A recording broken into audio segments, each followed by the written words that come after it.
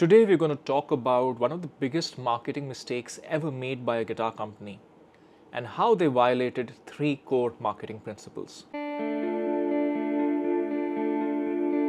Hi everyone, welcome back to the Ministry of Guitar. I'm Utkarsh coming to you from Singapore. As always, if you like what I'm doing, please do like, subscribe and share. I usually don't say this, but what I've realized is that much like marketing, reminder is the name of the game, and often a lot of ads that you see are just to remind you that the product exists. So I'm just reminding you that it'll be great to like and subscribe. It just really helps. In any case, a quick piece of background before we get into the biggest marketing mistake. No prizes for guessing. You can kind of get a clue by what I'm holding. Some background on me. I did work in marketing, heading marketing for one of the world's most famous brands in this part of the world. So I'm going to draw a little bit on that experience, but I will also draw on my experience of being a guitarist for the last 15-20 years. Okay, the prize for the worst marketing mistake ever in the world of guitars, as far as I can tell, has to be ESP E2. I think nobody is very surprised at this answer. For those of us not that familiar, let me get into what E2 is or was. It may still exist, I'm not really sure. ESP, of course, is an iconic Japanese guitar maker. They started in the 70s. They got really famous in the 80s thanks to Metallica, as well as George Lynch, probably, if I'm not mistaken.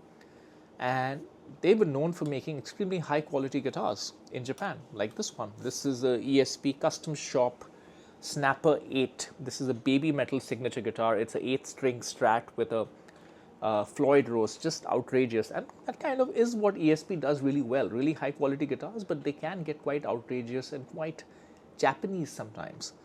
So ESP is a great brand. I love them. I have multiple ESP guitars. Which ESP guitars, you ask? That's where we get into the topic. So ESP has a few lines. And what they did at one point in time is they had a ESP custom shop in Japan, like this one, and it had a ESP standard series, which was also made in Japan. Of course, custom shop was literally hand built, some highly customizable. ESP standard was pretty much like any particular production line, but of course made in Japan to a very high quality. Then, in some great level of marketing genius, they decided to rebrand ESP standard to E2. E2. And that's where it all kind of broke apart a little bit for me, because, and for other guitar players, because what was E2? Why have you renamed ESP to E2? And why did so many people really dislike it? It's very, very simple. There were three basic mistakes that they made when they decided that, hey, our ESP brand is going to be reserved only for our custom shop, and the normal guitars are no longer going to be called ESP, they're going to be called E2. There were three mistakes that they made. They were on the fields of awareness, premiumization, and halo. These are the three marketing concepts we're going to talk about. Okay, let's talk about awareness. Going back to what I said in the beginning of the video, when you see advertising, on one level, advertising is to convince you. They extol the virtues of the product, they make the product look attractive, they tell you that you're going to be happy if you use this product. That much is true. But there's another bigger purpose of advertising, and that is awareness. What we don't realize, or rather we know this, but I'm just telling you from a very technical marketing perspective, is that humans love familiarity. Humans love safety. As we evolved, we got safety in numbers. We got safety in going with the masses, going with what other people are doing. If you were a caveman, if you decided to strike it out alone versus doing what other people is doing, which is banding together, say after a leader or in a village or whatever it might be, you're more likely to survive. So humans have been a little bit programmed by evolution to go for the safe choice, go for the familiar choice. And what branding does is, just by repeating something, even if you don't like the ad, just because you've seen an advertisement of the product, just because you've seen the product again and again, just because you remember that this product exists, the name exists. If, for example, the brand I worked on, Gillette, you've probably been hearing about Gillette since your childhood or even earlier. Not that you could hear about it, but even your parents probably heard about it since your childhood. That familiarity, that awareness takes a long, long time to build. It takes millions and millions of dollars of marketing spend. And What ESP had is they had literally done the impossible. They had come out of Japan and they had created an iconic brand called ESP, which was well worth a full match for the American brands.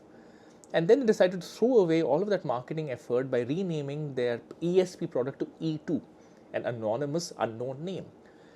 I mean, this is just, you could argue it's technically ESP. E2, there's a little ESP logo somewhere, but come on. It was called E2, right? And it was just, at one level, you're kind of abandoning all the positive equity, all the associations that you built with the name, the familiarity. It was just silly. When you spend time and money making awareness, you do not throw it away.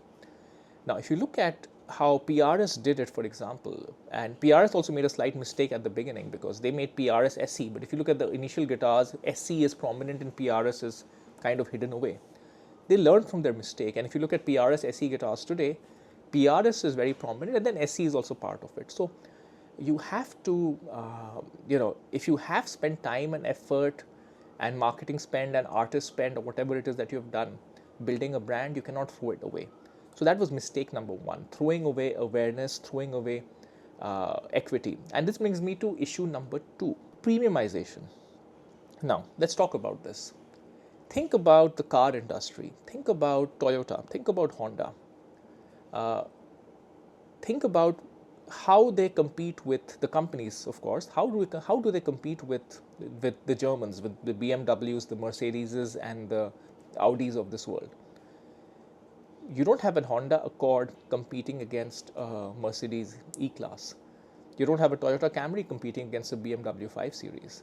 You have a Lexus GS competing with the BMW 5 Series. You have Acura in the US for Honda competing against the Mercedes and the BMWs.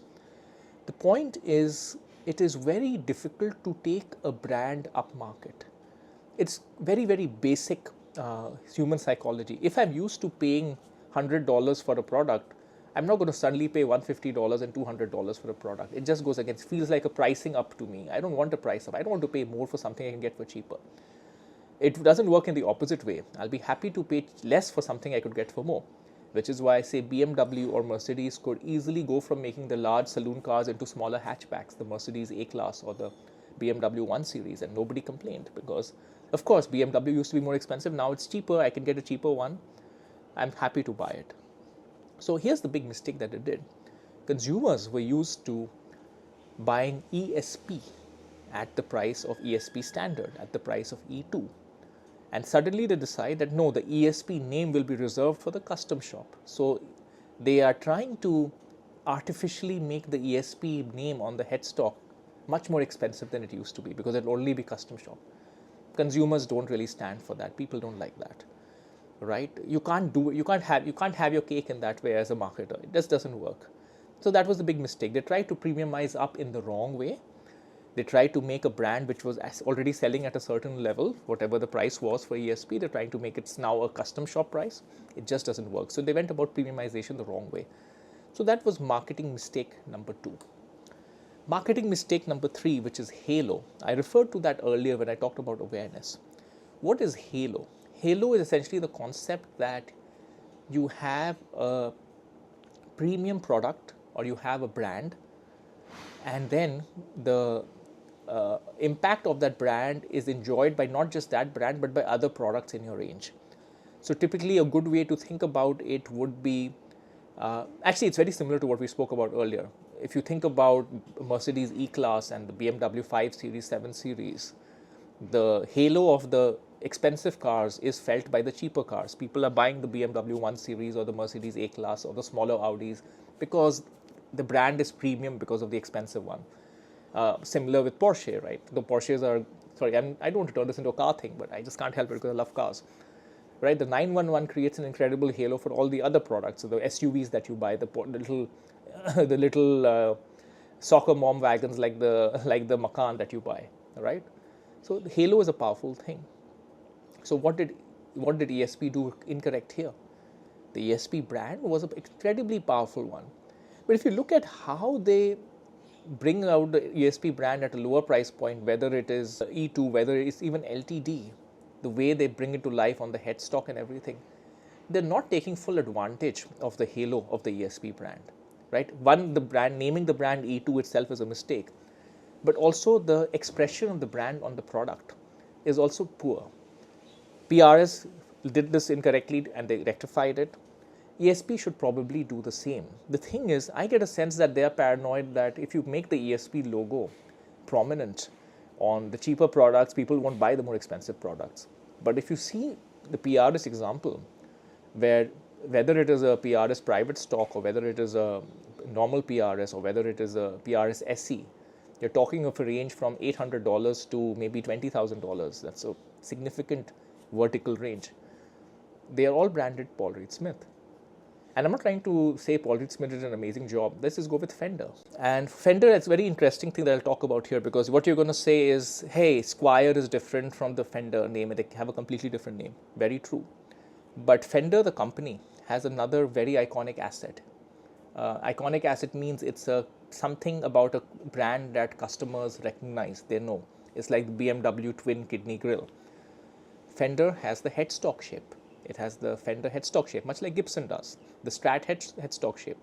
Now, Gibson can be quite paranoid, right? Epiphone, one of the way to differentiate Epiphone from Gibson is that they keep the headstock shape different.